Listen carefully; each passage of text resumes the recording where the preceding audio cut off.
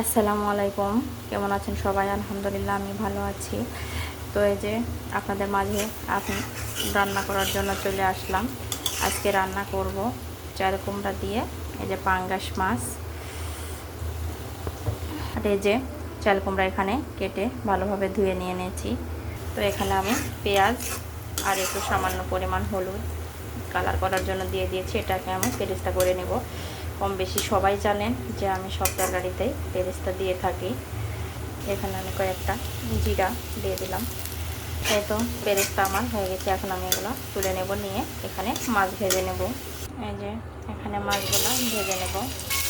এই তো মাছ ভাজা আমার হয়ে গেছে। এখন মাছগুলো আমি তুলে নেব। এই যে চাল কুমড়াগুলো এখন ঢেলে দিব। পরিমাণ মতো লবণ দিয়ে দিব, পরিমাণ মতো হলুদের গুঁড়া দিয়ে দিব, শুকনো মরিচের গুঁড়া পরিমাণ মতো দিয়ে দিব, আদা রসুন আর জিরা বাটা দিয়ে দিলাম। এটা এখন ভালোভাবে নেড়ে চেড়ে ঢাকনা দিয়ে কিছুক্ষণ ঢেকে রাখবো। এখন কোনো পানি ব্যবহার করব না। এই যে একটু করে যে পানিগুলো বাহির হয়েছে এগুলা শুকায় একবারে আমি ঝোল দিব। এই যে আমার কষিয়ে নেওয়া হয়ে গিয়েছে। এখানে আমি এখন পানি দিয়ে দিব। এখন আমি এখানে মাছগুলাও দিয়ে দিব। পাঙ্গাসের মাছ এজন্য তাড়াতাড়ি দিয়ে দিলাম।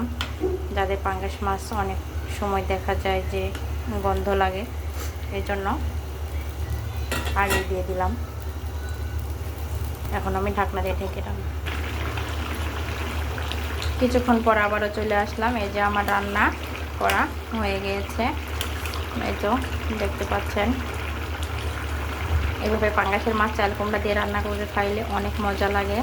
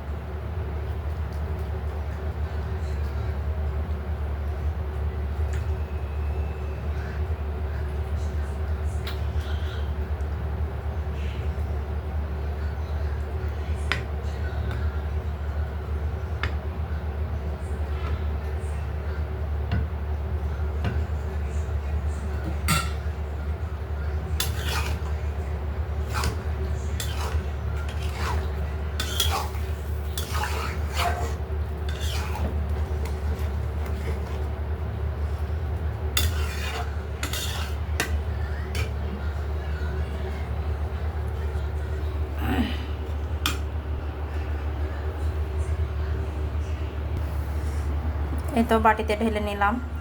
তো আমার এই ভিডিওটি যদি আপনাদের ভালো লাগে লাইক কমেন্টস শেয়ার করবেন, সবাই আমাকে সাপোর্ট দেবেন, সবাই সাবস্ক্রাইব করবেন। আলহামদুলিল্লাহ। আসসালামু আলাইকুম।